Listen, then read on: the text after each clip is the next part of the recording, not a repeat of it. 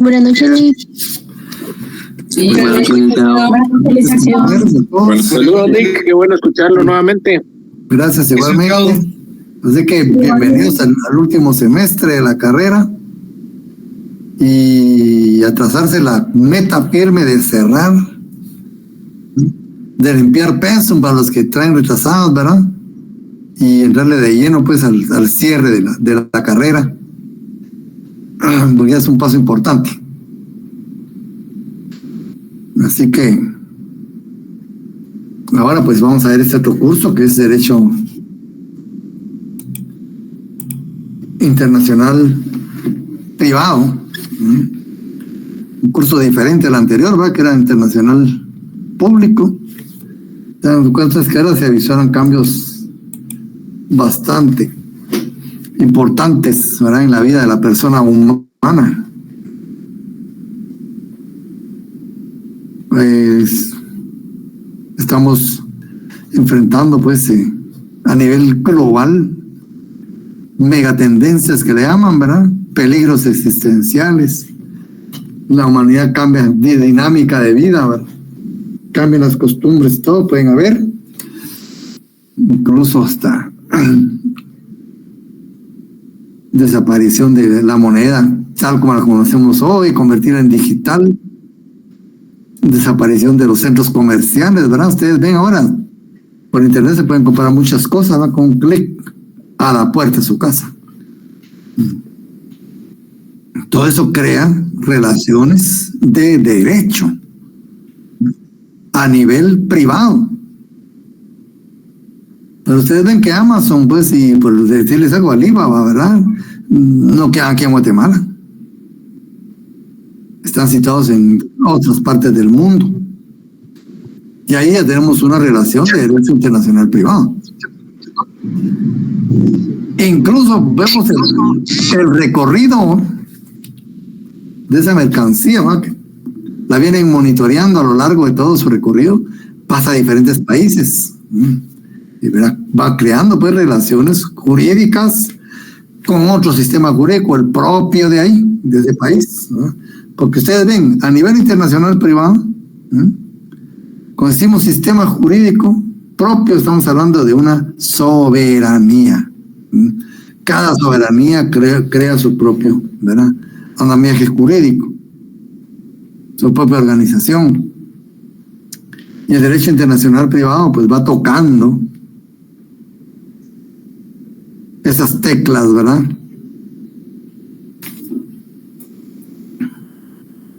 Incluso ya se habla de poblar otros cuerpos celestes. Ya se habla muy seriamente de ello, ¿verdad? ¿Bajo qué régimen? Hasta ahí va a tener que llegar el derecho internacional privado. Entonces, ven, este no es un curso de fantasías, ¿verdad? Sino cuestiones reales que sean en la vida cotidiana, a diario. A diario. Con solo hablar de los famosos Incoterms, ¿verdad? A nivel mercantil, estamos hablando de pues, una participación enorme. ¿Será que la humanidad fuera tal cual sin la existencia del derecho internacional privado? ¿O el derecho internacional privado posibilitó el desarrollo de la vida actual con base a una necesidad? Vamos a mostrar que el derecho internacional privado es utilitario. Entonces, este curso está ubicado en el área de Derecho Mercantil, Notarial y Estudios Financieros, en el Departamento de Derecho Financiero, en el área profesional. Su nombre es Derecho Internacional Privado, con el código 250. ¿Qué vamos a hablar de la presentación del curso? Dice, las relaciones jurídico-privadas no solo se producen en el ámbito interno de un Estado, sino que se repiten con un componente especial que es la extranjería. Es decir, nosotros tenemos muchas relaciones jurídicas, ¿verdad? Y a lo largo del curso desde su carrera, han visto que estas relaciones, pues básicamente se dan en el ámbito nacional y ahí termina el problema.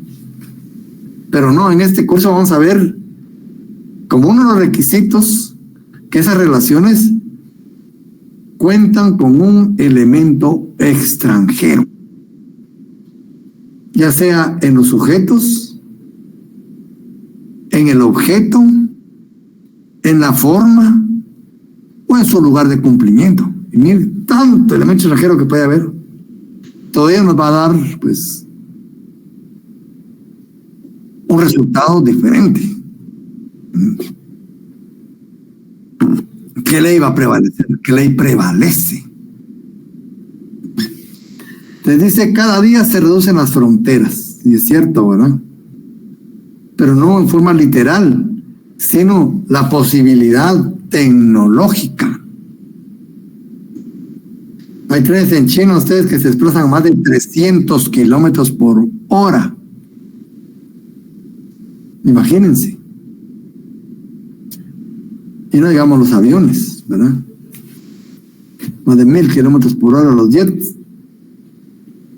Eso multiplica de una forma exponencial la posibilidad de relaciones jurídicas de toda índole, ¿verdad?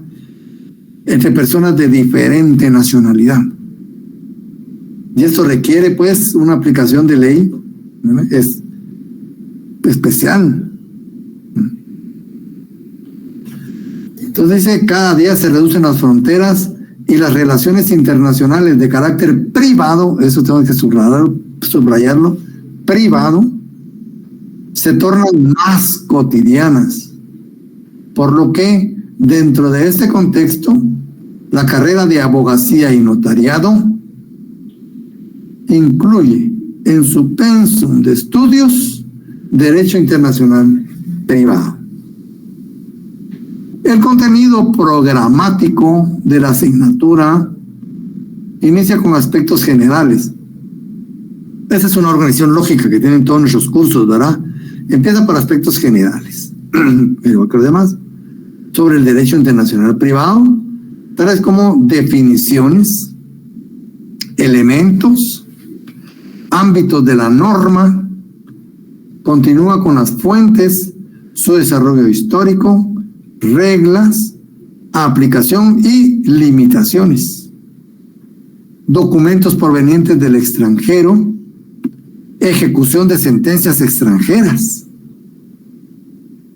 el internet, la nacionalidad, el derecho a extranjería, el derecho mercantil, civil, laboral, notariado, procesal.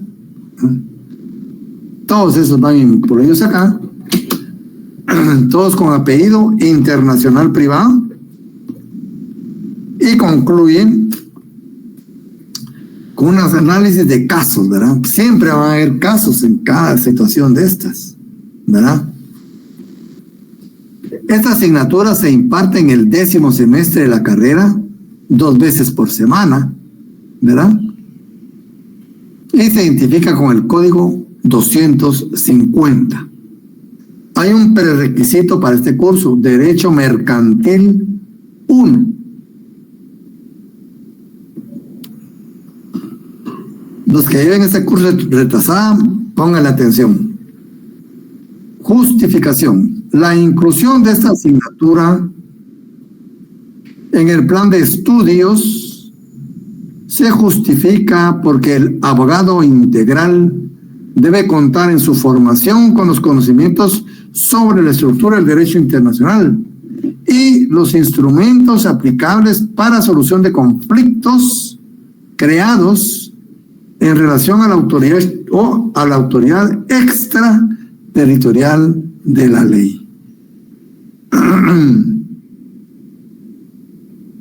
Pero aquí no es solo el abogado, también el notario. El notario muchas veces se ve frente a problemas, ¿verdad?, de derecho internacional privado.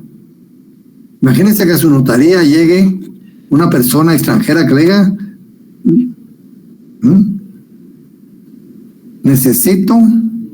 voy a comprar un bien inmueble aquí en Guatemala y necesito pues que usted me dé el documento para que la propiedad. Pero él no es de aquí, él es extranjero. Cuando se apunta a su edad, tengo 17 años. ¿Puede o no puede? Pero caso hipotético le diga, tengo 20 años. ¿Puede o no puede? Según el derecho internacional. Y es que este es tan especial que podría darse el caso que el que tiene 17 años sí puede otorgarlo. Y el que tenga 19, no. Después vamos a ver por qué, ¿verdad? Pero fíjense que nos puede plantear eso el derecho internacional privado, para que ustedes vean, ¿verdad? Que esto necesita un ejercicio lógico e intelectual, jurídico.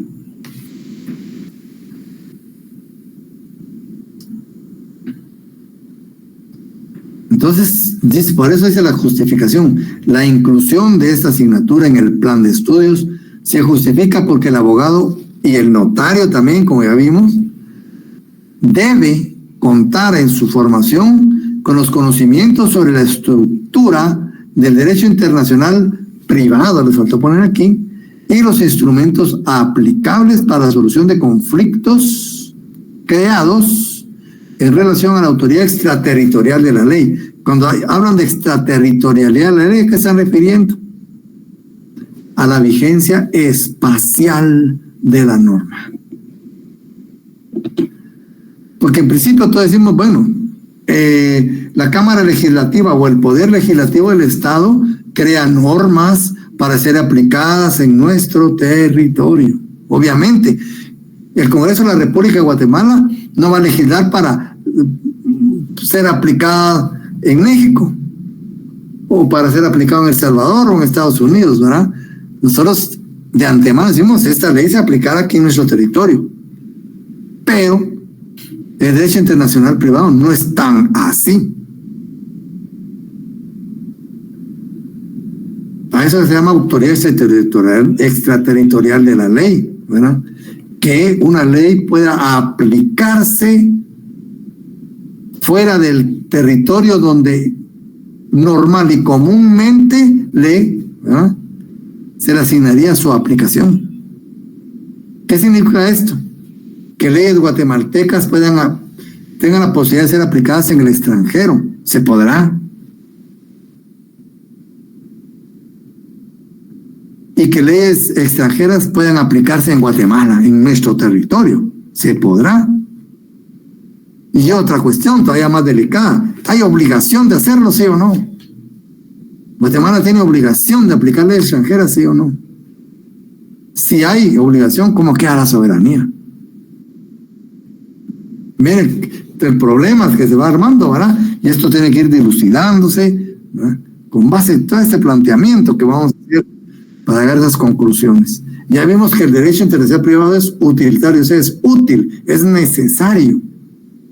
Pero venimos a chocarnos con la soberanía. Entonces, estas cuestiones de discusiones deben ser aclaradas. El hecho de que un país tenga obligación de aplicar ley extranjera, ¿no?, ¿qué podemos hablar respecto a la soberanía de los países? Entonces ahí se justifica. Autoridad extraterritorial quiere decir que la ley se aplique fuera del territorio donde normalmente se aplica. Pero este curso también tiene sus objetivos.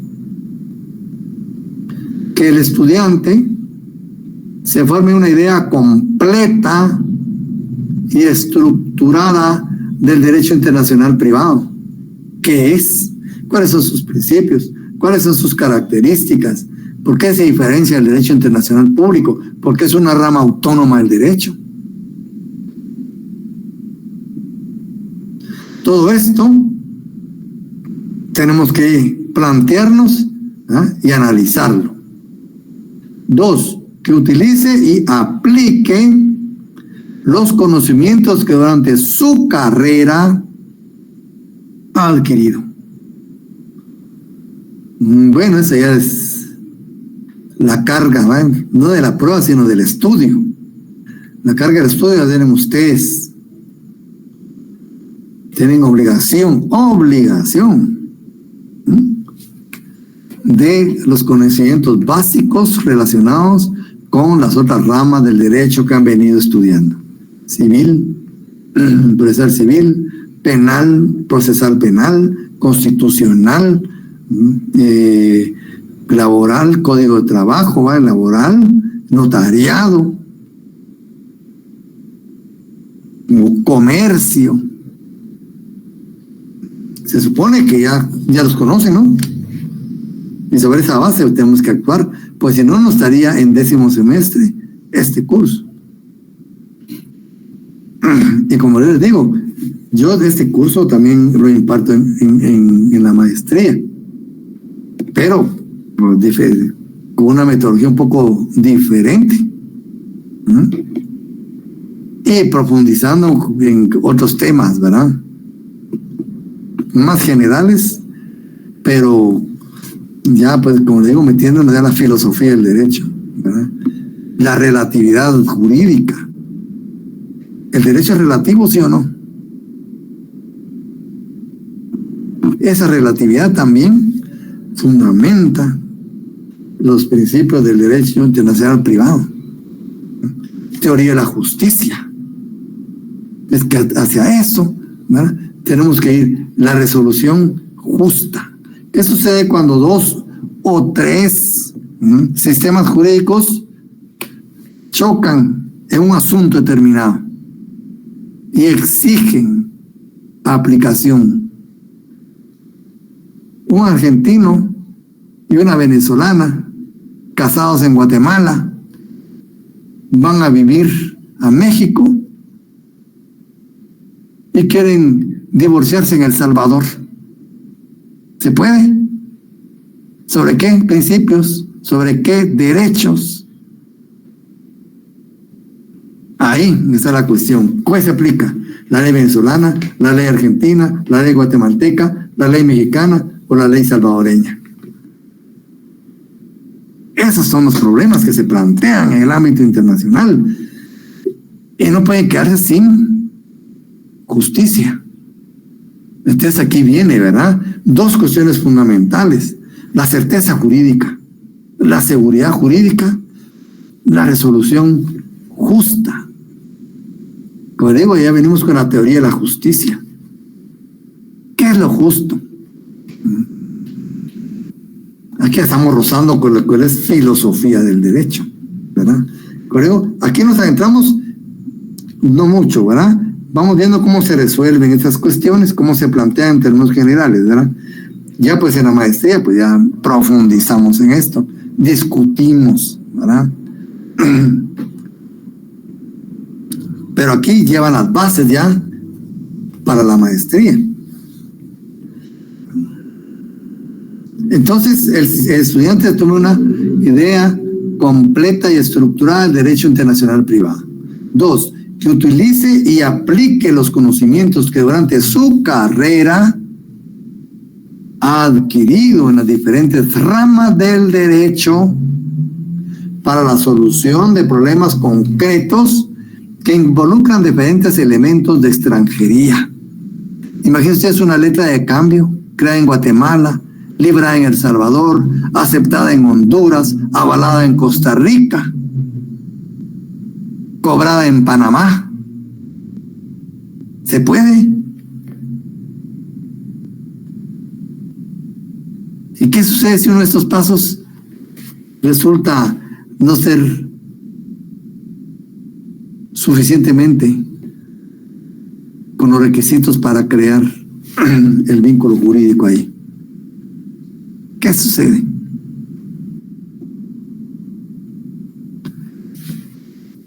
Ven esos problemas y se plantean. ¿Qué sucede si alguien compra una obra de arte? O póngale Cristal de Bohemia y lo trae por barco y le pasa una avería. pero el que lo vendió lo embaló correctamente, lo guardó correctamente, y el otro ya pagó. ¿Quién corre con el riesgo? ¿Qué derechos pueden alegar? ¿Se dan cuenta? Esa es la importancia del derecho internacional privado. Se toma la tarea de ver estas situaciones que se miran insolubles, ¿verdad ustedes? Complicadas. Pero para ello se han creado principios, reglas, normas, para poder ir resolviendo esos problemas.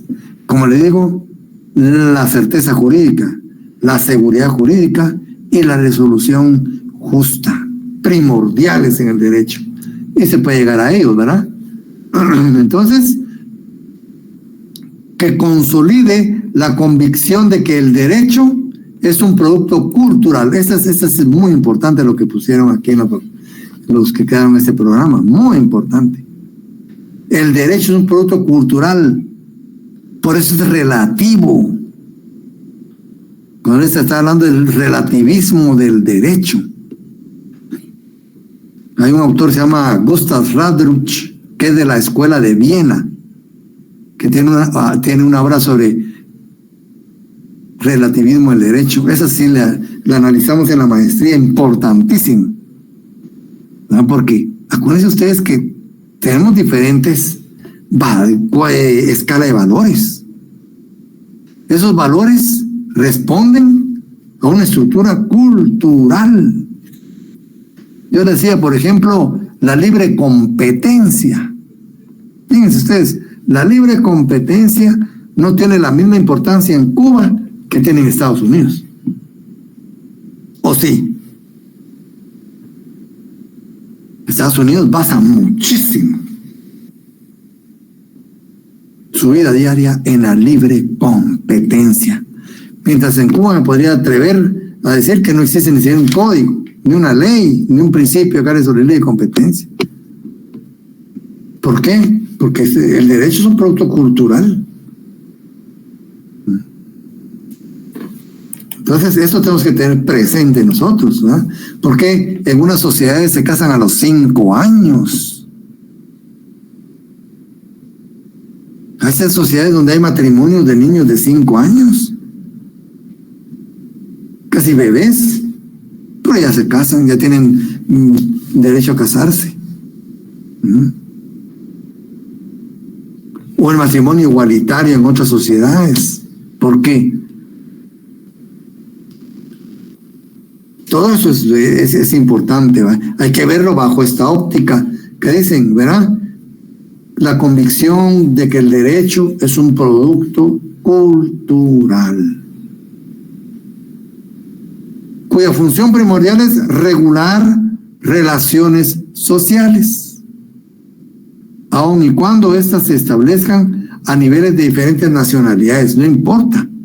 Aunque usted tenga una cultura y usted otra, eso no impide que ustedes puedan mantener relaciones jurídicas, ¿verdad? Eso no impide para nada, ¿verdad? Relaciones jurídicas. Ahora bien, en la hora de un conflicto, ¿quién conoce? ¿Quién resuelve?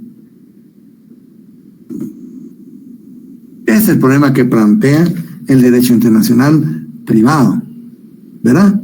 Entonces, consolida la convicción de que el derecho es un producto cultural cuya función primordial es regular relaciones sociales, aun y cuando éstas se establezcan a niveles de diferentes nacionalidades.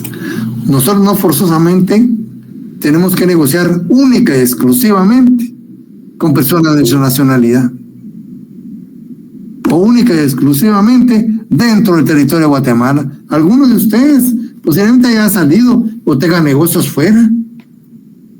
¿Por qué no? ¿Y serán suficientemente legales jurídicamente? Claro que sí. Estos problemas los resuelve el derecho internacional privado. 4, que aplique eficazmente y de manera intencionada los diferentes códigos y leyes. Ya vimos aquí que sí está grandecito el listado de las leyes, ¿verdad?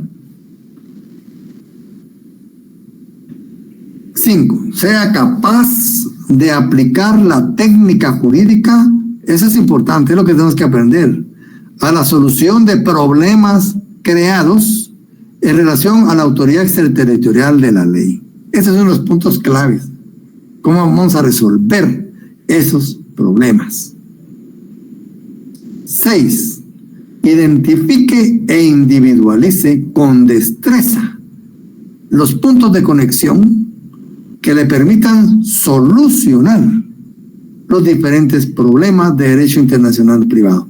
Aquí ya tenemos una técnica, ¿verdad?, que tenemos que localizar. Por eso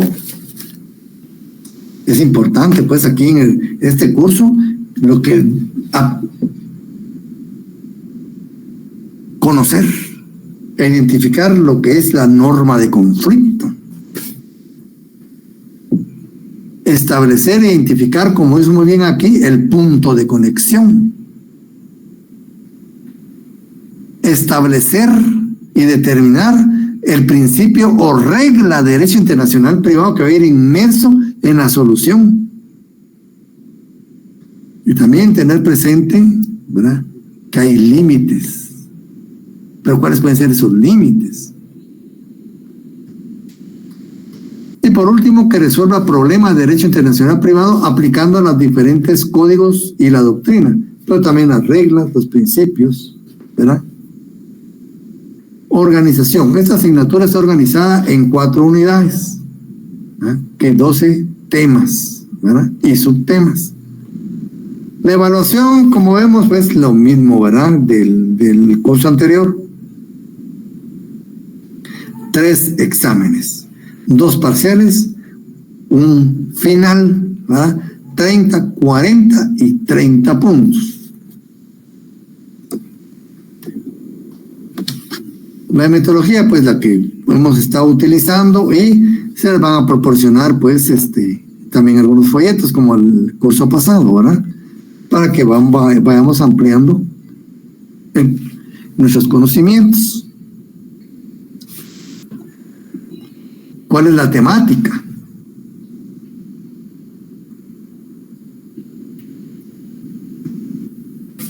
Entonces, el programa que tenemos, que como punto primero, que la primera unidad dice aspectos generales, ¿verdad?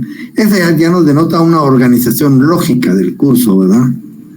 Definición, concepto del derecho internacional privado.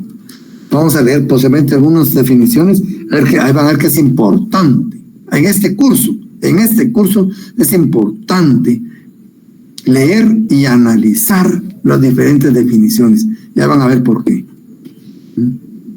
Definición del concepto, está derecho, la norma jurídica, cómo la estructura de la norma jurídica. Aquí estamos regresando a introducción al derecho, ámbito de la norma e introducción al derecho, fuentes del derecho internacional, ¿verdad? ¿Cuáles son las fuentes del derecho internacional? Hay bastantes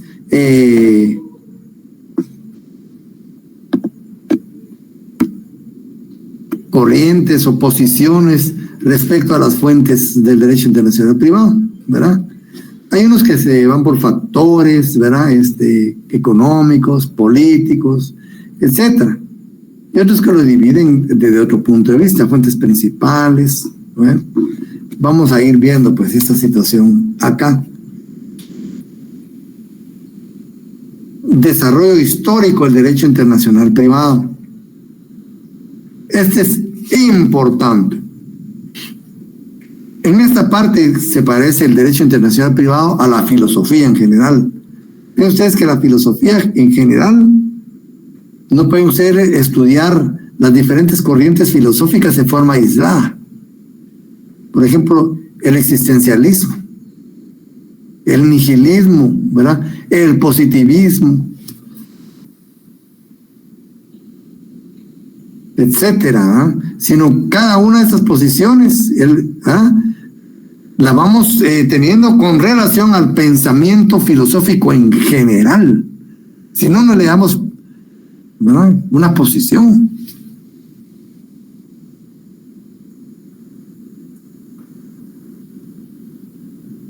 Hay quienes no tienen ni siquiera sistema, como José Ortega y Gasset, ¿verdad? Que es un asistemático, ¿verdad? Como Nietzsche, no tienen sistemas. Entonces, vamos estudiando esas corrientes filosóficas con relación a dónde está ubicado, ¿verdad? El pensamiento filosófico que estoy analizando, que estoy estudiando, dentro del panorama general de la filosofía. Igual nos pasa con el derecho internacional privado, ¿verdad? Tenemos que conocer los principios y reglas en atención a su desarrollo histórico. Si no sabemos por qué nacieron y cómo nacieron, no vamos a poder determinar, ¿verdad?, los principios posteriormente. Vamos a conocer de una forma mecánica, pero su quid, ¿verdad?, su esencia, no la vamos a conocer. Por eso el desarrollo histórico es muy importante en este curso. Vamos a ir viendo por qué se justifica la existencia del derecho internacional privado. El derecho internacional privado es utilitario, es decir, no nace por capricho, nace por necesidad. Y como le digo, el mundo actual no fuera como es si no es el derecho internacional privado. El derecho internacional privado le da sustento a esa convivencia internacional, a esa convivencia privada internacional, no pública, privada. Y aquí vamos a ir viendo las diferentes escuelas, ¿verdad? Los estatutarios, los glosadores, posglosadores de la escuela italiana, la escuela holandesa, la escuela francesa. Posteriormente vamos a ir pasando a unas escuelas más modernas como la angloamericana. Y la que es más importante para nosotros, ¿verdad?,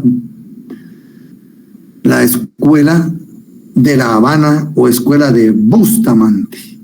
En primer lugar, porque la mayoría de los estados de América o Latinoamérica aplicamos pues la escuela de La Habana o escuela de Bustamante, y es la base del Código de Derecho Internacional Privado.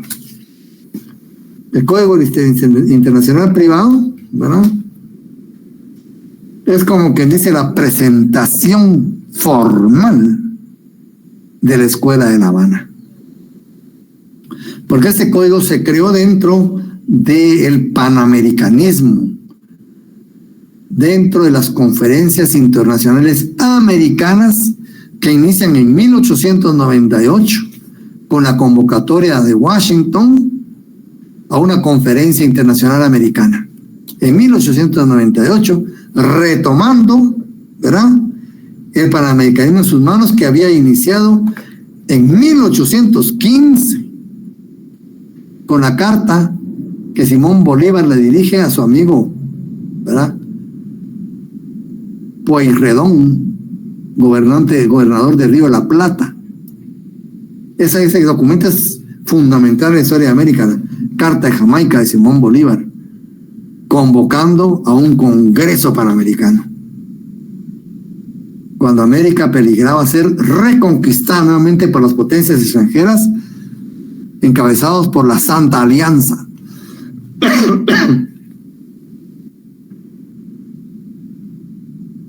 Este congreso se realiza en 1826 en Panamá, cuando todavía pertenecía a Colombia, ¿verdad? Y elaboran un documento bellísimo, ustedes, que inspiró las Naciones Unidas e inspiró la Organización de Estados Americanos. No entró en vigor, pero ahí quedó el documento, con un aporte histórico grandísimo. Se congela, ¿verdad? Entra al congelador ese movimiento, y Estados Unidos lo reabre ya cuando es potencia extranjera. Había librado la guerra hispano-yanqui o hispano-estadounidense, cuando aplasta a España. Y España deja de ser potencia mundial hasta la fecha. en 1898 para la independencia de Cuba. Y ahí están los gérmenes del derecho internacional privado, fíjense ustedes, ahí están los gérmenes. Entonces ya como potencia tiene poder de convocatoria política y llegan prácticamente todos los países del continente. Y se inician las conferencias internacionales americanas. En la tercera conferencia se adopta la necesidad de crear un cuerpo de juristas, eso fue en 1823, para que crearan, ¿verdad?, una recopilación de derecho internacional privado. Esta terna conformada por un argentino, un guatemalteco, el doctor José Matos, y el doctor Sánchez Bustamante, que es el que más, ¿verdad?, se entregó a la creación de esto. Y presentan en la sexta conferencia internacional americana, la conferencia sobre derecho internacional privado, el proyecto del Código de Derecho Internacional Privado. Por azares del destino, a mí me llega ese documento, exposición de motivos de este código, elaborado por Antonio Sánchez Bustamante, con dedicatoria para el doctor Matos. Y a mí me llega ese documento. Muy lindo, precioso el documento. Ahí está la exposición de motivos de este código. Un estudio muy bonito. Por eso se le llama también Código de Bustamante. Y por eso es importante para nosotros, ¿verdad?, estudiar este código, porque está, en primer lugar, está vigente, es ley vigente. En segundo lugar, que es un aporte importante al derecho internacional privado mundial. Y es la base del derecho internacional privado latinoamericano o americano, pongámosle por decir una palabra, ¿verdad? Entonces, seguimos con la Escuela de La Habana. Seguimos en el numeral 4 con las reglas del derecho internacional privado. Reglas, ¿sí? Conflicto de leyes en el espacio. Ese es el planteamiento que nos da el derecho internacional privado. Conflicto de leyes en el espacio, no en el tiempo. Como ustedes ven, cada sistema jurídico es la representación de una soberanía. Detrás de todo sistema jurídico hay una soberanía. Para un momento determinado donde, como ya les planteé, ¿verdad?, dos soberanías a través de sus sistemas jurídicos chocan en una relación jurídica determinada, ¿verdad? Esa venezolana casada con el argentino en Guatemala, radicados en México, ¿verdad?, con bienes en El Salvador y Honduras. Hay conflicto de leyes cuando hay una relación jurídica y hay una controversia o hay un conflicto que desean resolver, que ley se aplica. Miren ustedes, tantos países. Esas reglas que vamos a ver nos van a permitir afrontar ese problema. Y ahí están las reglas del derecho internacional privado. Tenemos que ver lo que es el Estado, es el estatuto personal, ¿verdad? El Estado y la capacidad que integra el estatuto personal. Aquí hasta ya entramos, ya pasamos de la estructura de norma, introducción al derecho, al estatuto personal, derecho civil. La capacidad, derecho civil. La nacionalidad, constitución y ley ordinaria. ¿Se dan cuenta cómo vamos manejando las leyes? El domicilio, volvemos al derecho civil. Y el Código de Derecho Internacional Privado. ¿Qué es el Código de Derecho Internacional Privado? ¿Qué significa? ¿Cómo podemos interpretarlo? Entonces aquí ya vemos pues el Código de Derecho Internacional Privado, ¿verdad? La escuela anglosajona, cada manera vuelven a repetirlo de arriba, ¿verdad? Principios de los derechos, principio internacional de los derechos adquiridos. Lex Rei Citae, ¿qué es la Lex Rei Citae? Que yo digo, la ley, ¿verdad? Se refiere a los bienes. Locus Regit Actum se refiere a los contratos. ¿Qué es la regla Locus Regit Actum? Dice, ¿cuándo se aplica? ¿Cuándo es facultativa? ¿Cuándo no se aplica? Para otro principio, autonomía de la voluntad. ¿Qué es autonomía de la voluntad? Ahí viene inmerso lo que es el fraude de ley también, ¿verdad? Lex fori. ¿Qué es la lex fori? Si nos vamos a lo procesal, ¿qué significa? Y por último dice territorialidad de la ley penal. ¿Qué significa eso? Pero hay otro tema, ¿verdad? Algo controversial.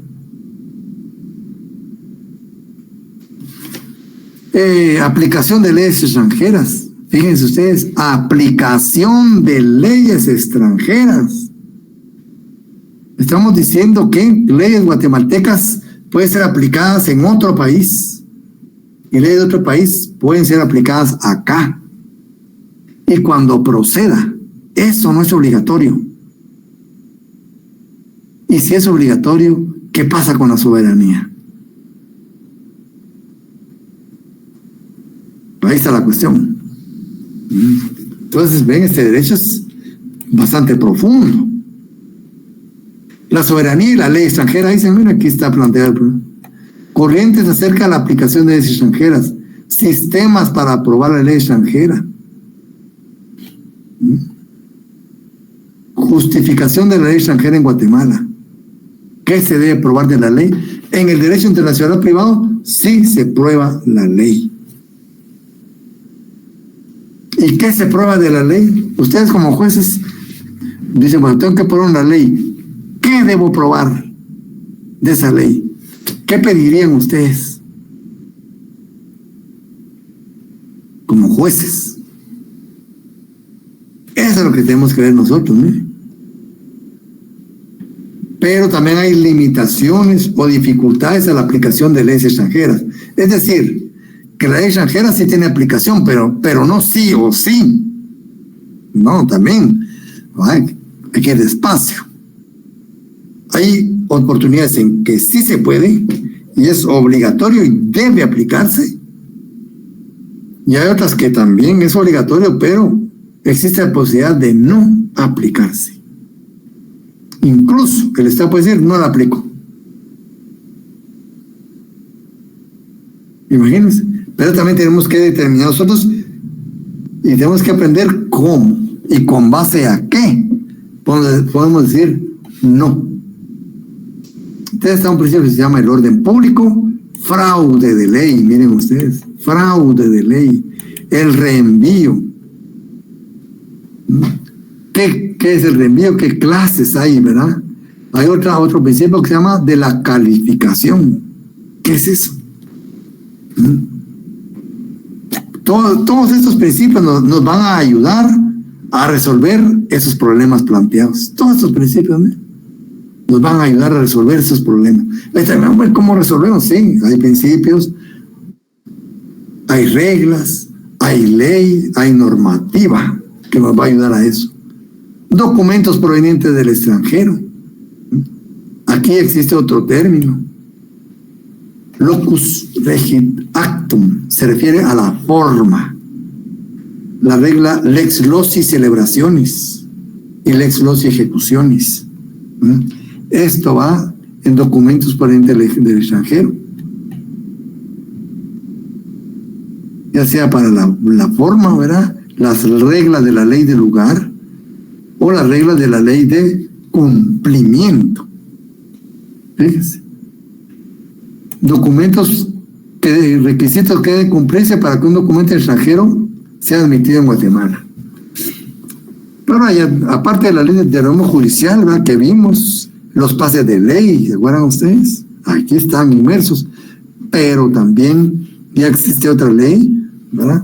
No vamos a decirle su nombre completo, vamos a darle su nombre genérico, que llaman el de la apostilla, que deviene de un tratado internacional, que Guatemala se tardó casi 50 años para ratificarla. Y Guatemala ya es estado parte. Es muy importante porque nos evita los pases de ley, ¿verdad? La autoridad designada para la aplicación de esa ley en Guatemala es el Ministerio de Relaciones Exteriores. Pero también aquí tenemos los pases que deben cumplirse para los documentos procedentes del extranjero con base a los pases de ley. Ejecución de sentencias provenientes del extranjero. ¿Es posible que Guatemala pueda aplicar leyes provenientes del extranjero? ¿Qué opinan ustedes? Sentencias provenientes del extranjero. ¿Y de Guatemala en extranjero se podrán aplicar? Claro que se pueden aplicar. Cuando proceda se deben aplicar. Fíjense ustedes que les conté el caso de unos franceses, no Pamba, sino ciudadanos franceses que vivían aquí en Guatemala. Uno de ellos tenía un negocio que se llamaba Chespierre. Un día amanece muerto el dueño en su negocio. Lo asesinaron, lo mataron. Y las investigaciones dan que 2 personas de nacionalidad francesa fueron los que le dieron muerte a él. O sea, el problema entre franceses propiamente, nadie más. ¿Qué ley se aplicaba ahí? Bueno, resulta que al final ellos resultan presos cumpliendo su pena en Guatemala. Se les condena a prisión y a cumplir su pena. Cuando están en eso, ellos piden ir a cumplir esa pena a Francia, porque ellos son franceses, pues. Entonces dice que ellos se sentirían mejor que su gente, cerca de su casa o en su pueblo, una cárcel de ahí, ¿verdad? ¿Procedió o no procedió? Sí, procedió. Guatemala los entregó a las autoridades de Francia y ellos se lo llevaron a Francia a cumplir la pena. ¿Qué estaban haciendo ahí? Ejecutando una sentencia extranjera de Guatemala en Francia. Como ven, sí se puede, ¿se dan cuenta? Ejecutando una sentencia de Guatemala en Francia, una sentencia de carácter penal. Entonces se pueden aplicar sentencias de un país en otro, ¿verdad? También tenemos el uso de Internet, ¿verdad? En el derecho internacional. Este también es un tema bastante grande. Y acuérdense ustedes que ahora el problema de toda índole, ¿verdad? Incluso en TikTok, ¿verdad? Hay personas que han demandado a otros por situaciones a través de TikTok, de las redes sociales, ¿verdad? Se crean vínculos, ¿verdad? Que producen consecuencias jurídicas. Entonces el Internet también que cuenta en nuestro curso. La nacionalidad es uno de los temas fundamentales del derecho internacional privado, ¿no? ¿Quién es nacional y quién no es nacional? Si yo les pregunto, ¿toda persona nacida en el extranjero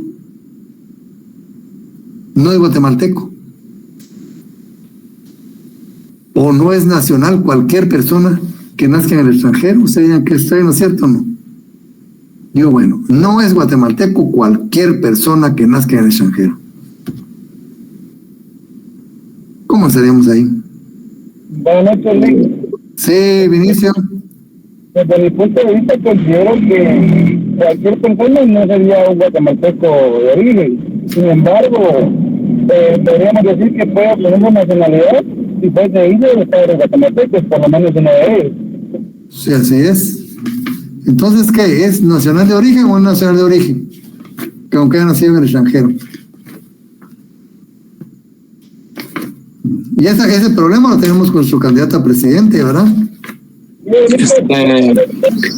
Es nacional de origen, licenciado, lo dice el artículo 144 de la Constitución, Así es. la Constitución Política.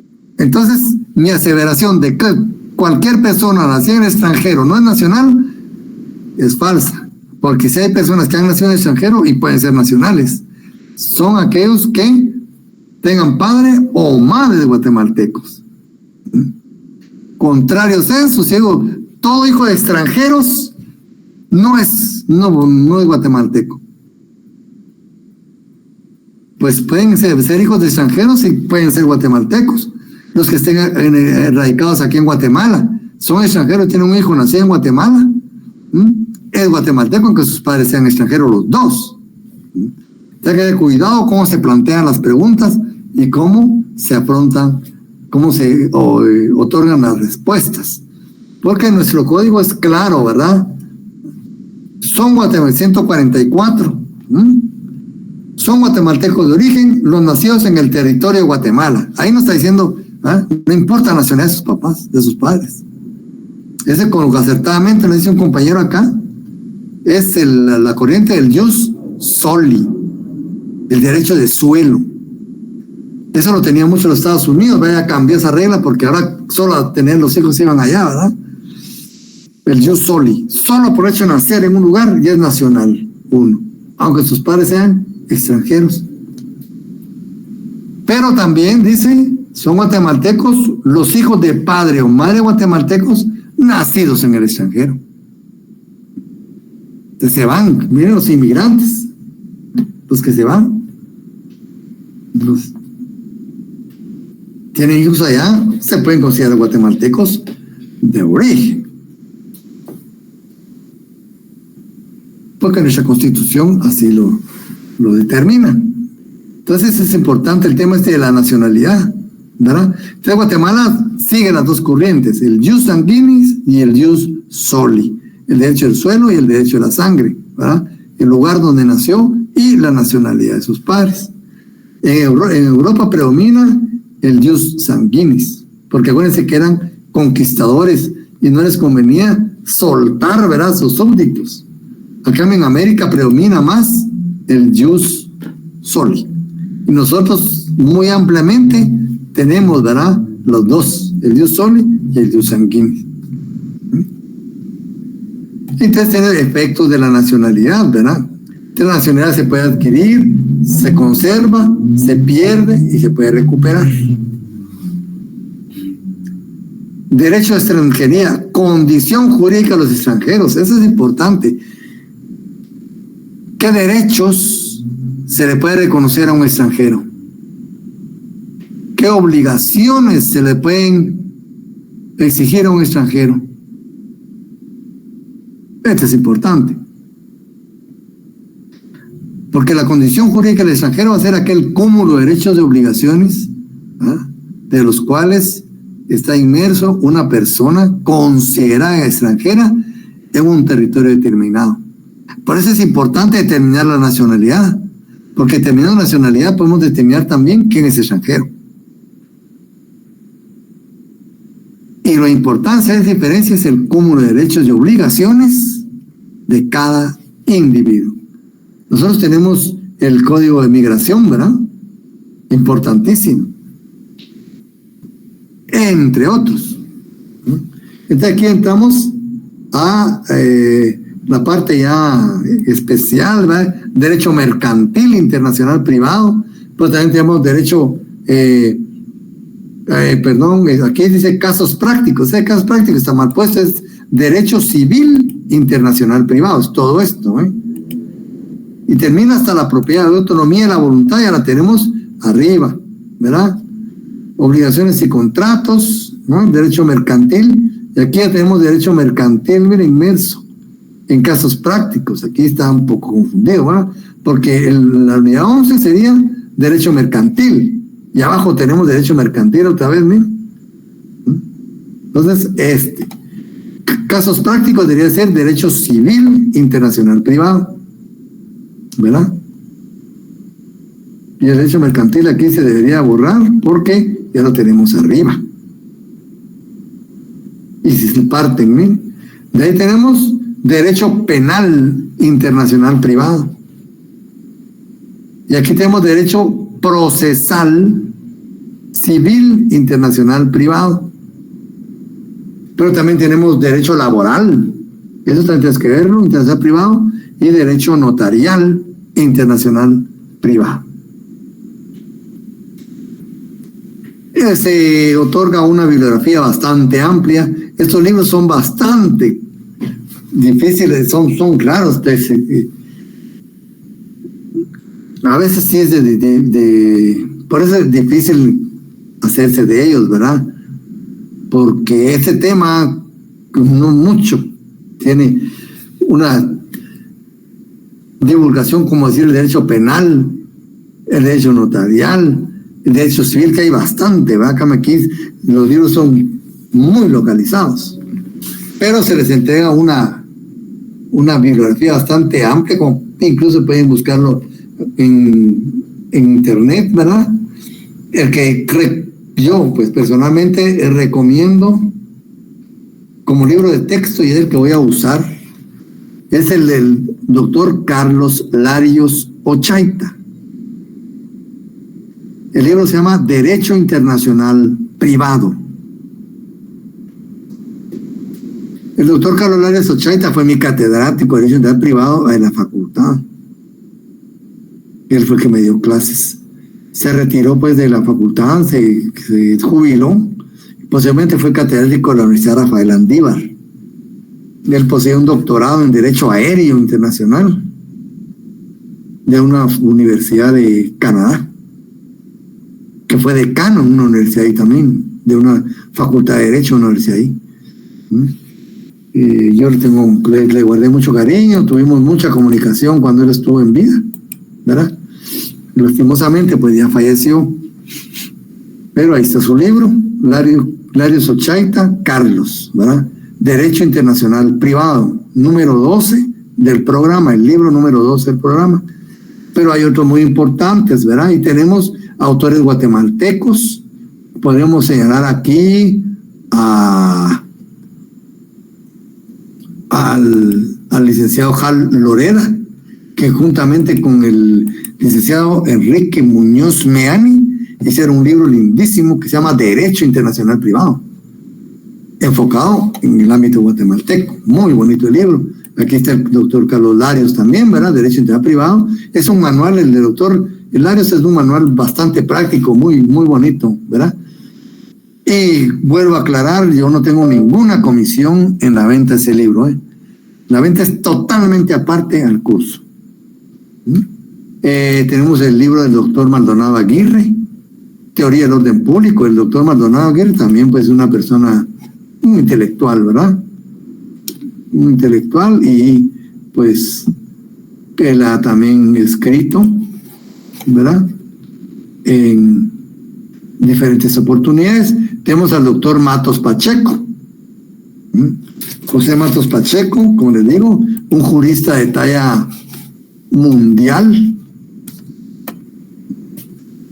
muy versado. El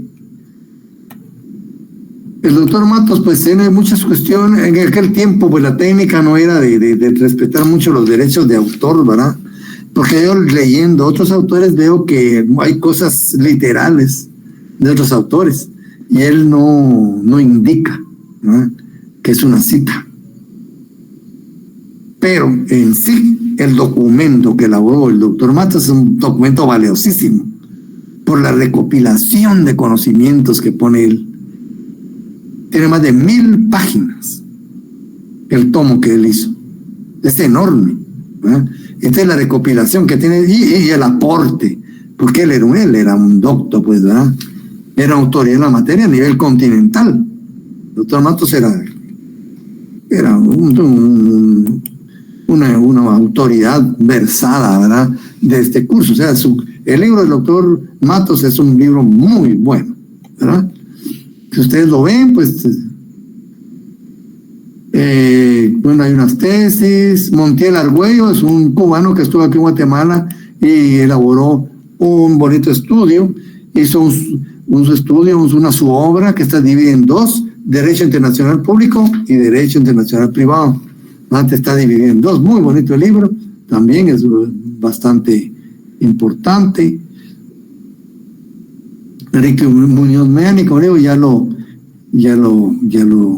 cerramos. También tenemos a Villagrán Kramer, el doctor Villagrán Kramer. Es otra autoridad de talla mundial, ¿verdad? Él, estos últimos días de docencia lo hizo en la Universidad de Ginebra, en el doctorado de Derecho Internacional, asesorando tesis doctorales de la Universidad de Ginebra.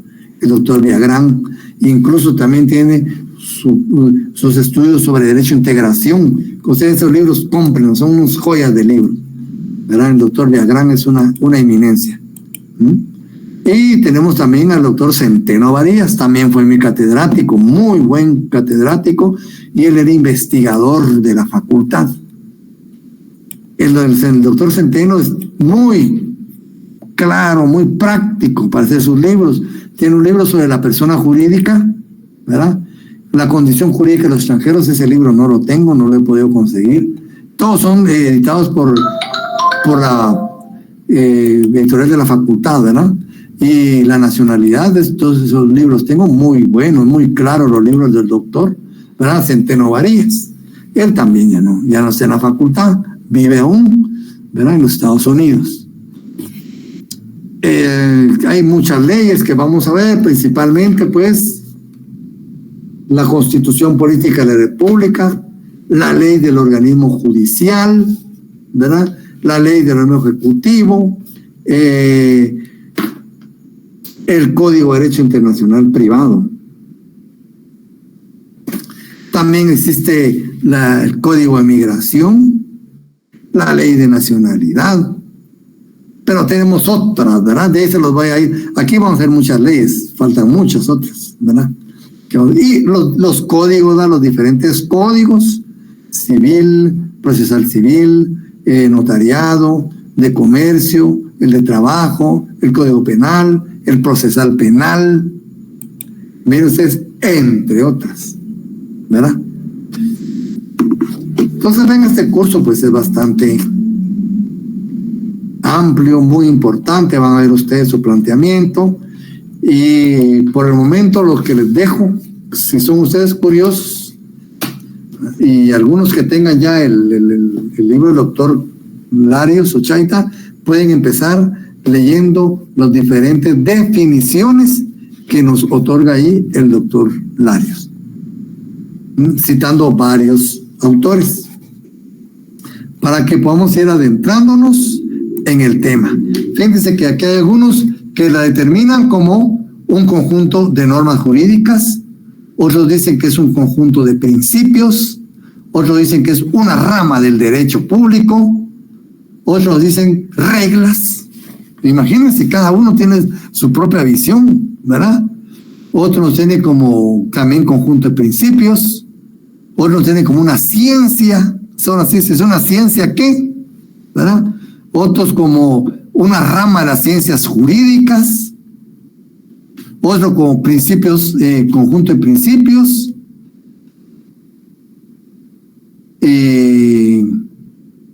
¿verdad? Como ven, amplísimo, ¿verdad? Y termina aquí el doctor Larios diciendo, dice, no es fácil formular una definición, dice Carrillo Salcedo, una definición clara del derecho internacional privado. La expresión misma, dice, es relativamente reciente, y aunque acuñada por el uso, hay que reconocer que apenas informa sobre su naturaleza, imagínense, de la rama del derecho a la que hace referencia. De ahí, toda una serie de confusiones, malentendidos y términos equívocos, como el hecho de que todo, casi todo, está sujeto en esta disciplina a discusión y polémica. O sea, es muy amplio, ¿verdad?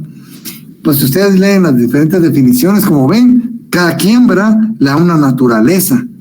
Lo importante es que no se contradicen, sino que se van complementando. Pues es la importancia de la lectura de las definiciones. Y vamos profundizando y ampliando el conocimiento de esta rama del derecho. Bien, compañeros, por ser el primer día, creo que lo dejamos así aquí por si tienen alguna duda, ¿verdad? Y seguimos pues en el otro día de clases. Así que muchas gracias por su atención, ¿sí? Feliz noche, muchas gracias. Bueno, se cuidan pues, compañeros. Feliz noche. Me retiro, ¿eh? Gracias. Feliz noche.